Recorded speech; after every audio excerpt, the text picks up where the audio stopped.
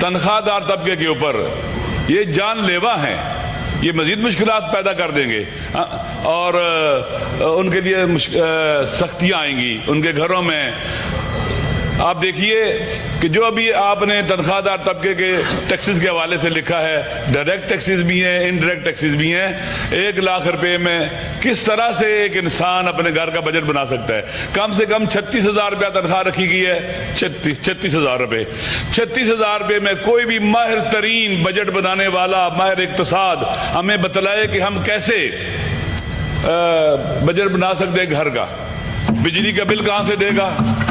بچوں کی اسکول کی فیسز کہاں سے دے گا؟ ان کا علاج کہاں سے کروائے گا؟ اگر کرائے پہ رہتے تو مکان کا کرایہ کیسے دے گا؟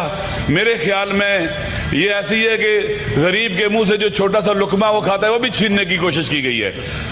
پاکستان بہت رچ ہے، اس کے اندر اللہ نے بہت عظیم پوٹینشیل رکھا ہوا ہے، بہت عظیم پوٹینشیل۔ اس کے پہاڑ ہمارا سرمایہ ہیں، اس کی زمینیں ہمارے لیے سرمایہ ہیں، اس کے دریا ہمارے لیے سرمایہ ہے، اس کا سمندر ہمارے لیے بہت بڑا سرمایہ ہے۔ لیکن مس مینجمنٹ، بے توجہی، اس طرح کی بے توجہی جس کے نتیجے میں ہم ہر روز مشکلات کا شکار ہیں۔ اس بجٹ کے اندر کوئی ویژن نہیں ہے، کوئی ویژن نہیں ہے فیوچر کے حوالے سے۔ آپ دیکھیے کہ اس بجٹ میں عوام کو غربت سے نکالنے کے لیے کوئی راستہ دکھایا گیا ہے کہ کس طرح سے عوام کو اوپر اٹھایا جائے گا، کس طرح سے عوام کی انکم میں اضافہ کیا جائے گا، درآمد میں اضافہ کیا جائے گا، کوئی نہیں ہے۔ پاکستان کی انڈسٹری کو کیسے ڈیولپ کیا جائے گا؟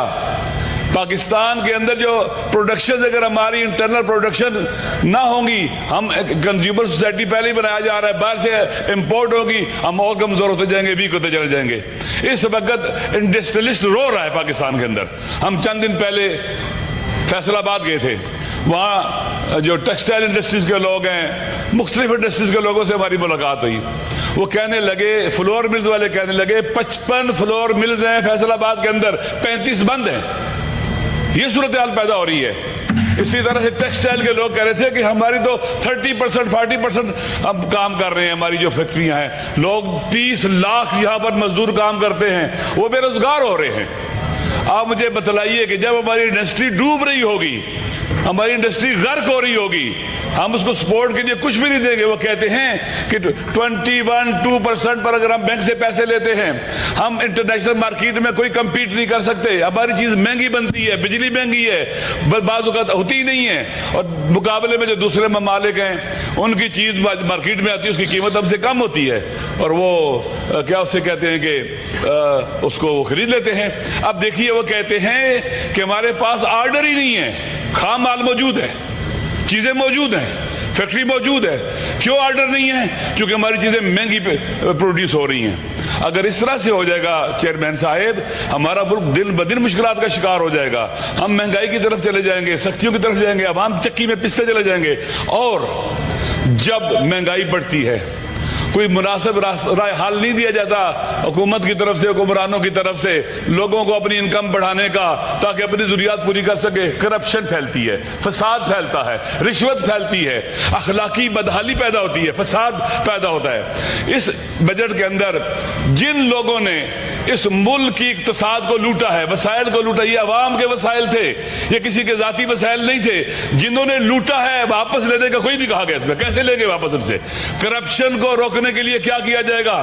اس سے پہلے جو کرپشن ہوئی ہے، کیا جو کسی نے لوٹا ہے مال اس کا مالک بن گیا ہے، وہ اس کی ملکیت بن گیا ہے؟ نہیں، وہ غصب کا مال ہے، غیر قانونی ہے، اللیگل ہے، لہذا وہ مال واپس ہونا چاہیے، کرپشن کا راستہ روکنا چاہیے۔ اگر ہم لوٹا ہوا مال واپس نہیں لیں گے تو اور جرت پیدا ہوگی، اور وہ دلیر ہو جائیں گے اور لوٹنے کے لیے۔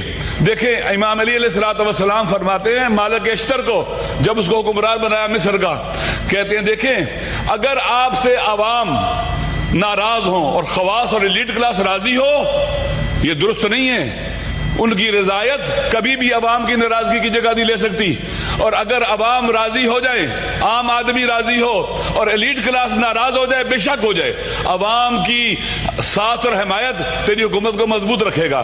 آپ مجھے بتلائیں کیا عوام اس وقت جو پاکستان کے عوام ہیں حکومت کے ان اقدامات کو، اس طرح کے بجٹ کو لے کر حکومت کا ساتھ دینے کو تیار ہیں؟ حکومت کو برداشت کرنے کو تیار ہیں؟ وہ اس کو قبول کرتے ہیں؟ ہرگز نہیں کرتے۔ آپ مارکیٹ میں چلے جائیں, بازار میں چلے جائیں, حکومت نام کی کوئی چیز نظر نہیں آتی, قیمتوں پر کنٹرول نظر نہیں آتا, اور طرح طرح کی, ابھی آپ نے پیٹرول کی لیویز بڑھا دی ہیں, کتنی مہنگائی ہوگی. ایک ٹرک جو اکاڑا سے اینٹ کا, ہمارے ایک دوست ہے اور ہم اس کے ساتھ ہوتے ہیں, منگواتے ہیں, ایک زمانے میں آج سے کچھ عرصہ پہلے 34,000 روپے کا تھا اس کا کرایہ, آج 1,05,000 روپے کرایہ ہے.